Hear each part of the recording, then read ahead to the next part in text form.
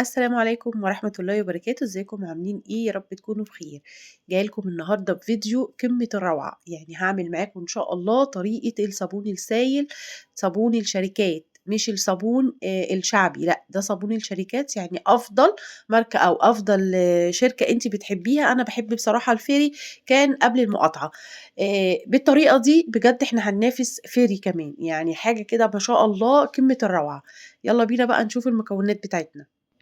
أنا هاشتغل على 5 لتر من المَيّة، هاستعمل الأول 3 لتر من المَيّة، واللترين التانيين أنا هاسيبهم هنشوفهم مع بعض هنستعملهم لإيه في بقية الوصفة. طيب المَيّة بتاعتي يعني يُفضّل تكون مَيّة من الفلتر، ولو ما عندكيش فلتر ممكن تغلي مَيّة وتسيبيها تبرد وتشتغلي بيها، طبعًا دي بتدّيكِ أعلى جودة. هنا باحضّر الخامات بتاعتي، أنا هاستعمل أول حاجة 70 جرام من الملح الخشن، يُفضّل إن يكون الملح بتاعنا خشن يعني بيدّيني نتيجة أفضل، تمام، يعني ومتاح معاكِ من 70 ل100 جرام من الملح.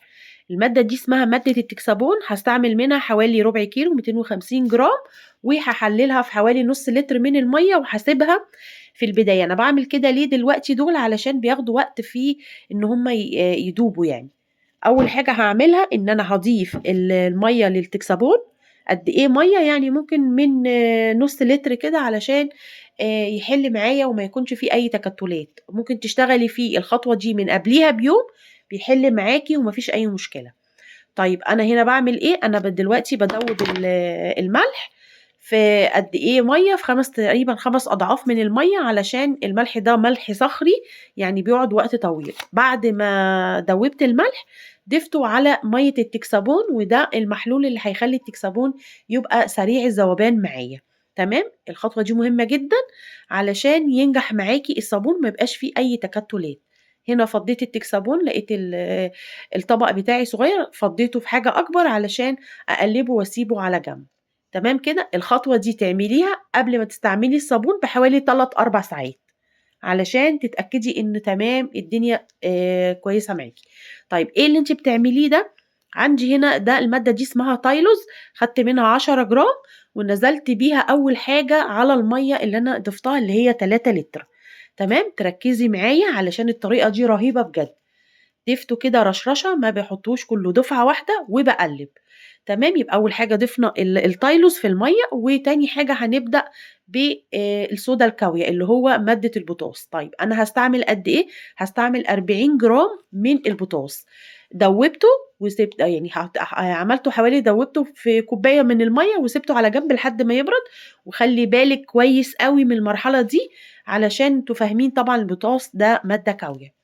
طيب كل اللي أنا باعمله ده أنا باحضّر الخامات بتاعتي، تمام كده. أنا هنا دلوقتي عايزة حوالي 40 جرام، أنا خلّصت ال40 جرام. هنا في حاجة اسمها إيديتا، 2 جرام إيديتا. طبعًا هنا الميزان مش هيقيس معايا ال2 جرام، فضِفت شوية مَيّة ونزلت عليه بال2 جرام إيديتا، ودي لتقنية المَيّة، أو بتخلّي المَيّة زي المفلترة وبتدّيني شفافية رهيبة للمنتج، تمام. ضفتها على طول بعد التايلوز، يعني أنا دلوقتي مَيّة وبعدين ضفت التايلوز وبعدين ضفت الإيديتا. طيب إيه المادة اللي أنا باعملها دي؟ المادة الغامقة دي اسمها سلفونيك أسيد، اسمها كده.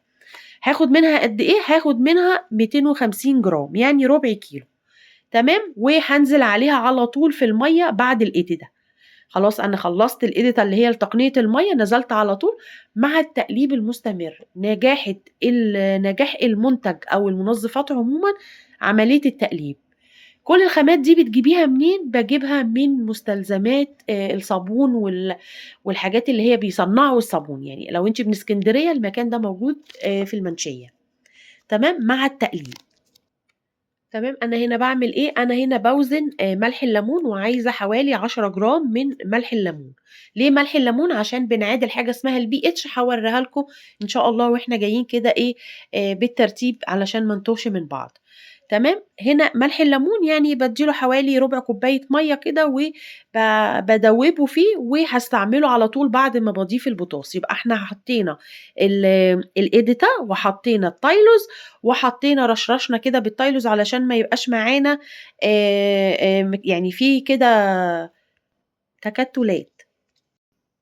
أنا هنا باوزن 10 جرام بيكرول مع 50 جرام BB4. البيكرول ده بردك حاجة كده من مشتقات الصابون، والBB4 دي المادة الرغوية اللي هي بتعزز الرغوة في الصابون. تمام، يعني عايزة 10 جرام بيكرول و50 جرام إيديتا. هنا بعد بقى ما ضفت كل المكونات اللي أنا وزنتها زي ما انتوا شايفين كده بالترتيب، يعني أنا زي ما قلت لكم كده بالظبط، أنا شغالة واحدة واحدة علشان ما تتوهيش معايا. وأنا إن شاء الله هكتب لك كل المكونات دي أو كل المقادير بالظبط في صندوق الوصف. إيه اللي أنا حطيته بقى آخر حاجة؟ ده التيك صابون. تمام، مع التقليب المستمر، تقليب باستمرار.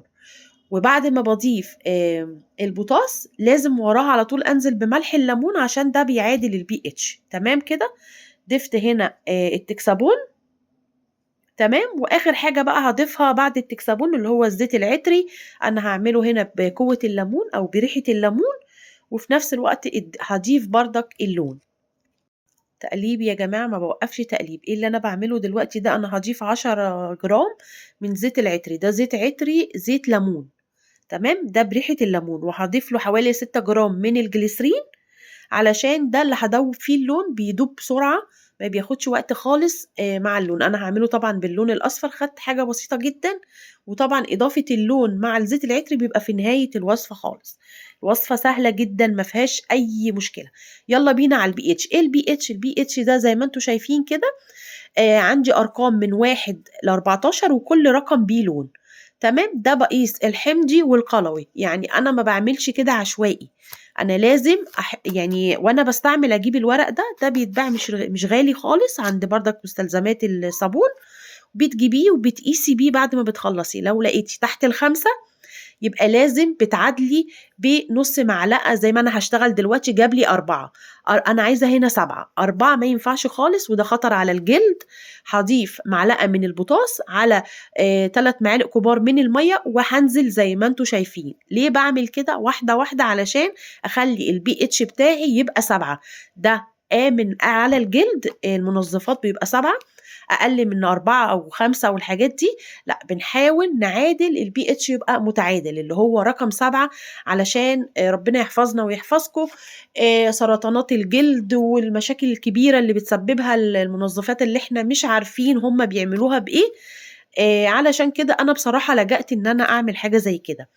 طبعًا كل ما باشوف الرقم بتاعها لسه ما ادانيش اللي أنا عايزاه، بابدأ أضيف معلقة تاني من المحلول اللي أنا عملته. أنا هنا زي ما وريتكم وصلت لرقم 7، وفي الآخر حطيت اللون بتاعي وهاسيبه يهدى تمامًا. لو أنتم ملاحظين الفرق، طبعًا أنا كل كمية المَيّة اللي استعملتها دي استعملتها من اللترين اللي أنا كنت سايباهم بازوّد بيهم الخامات بتاعتي.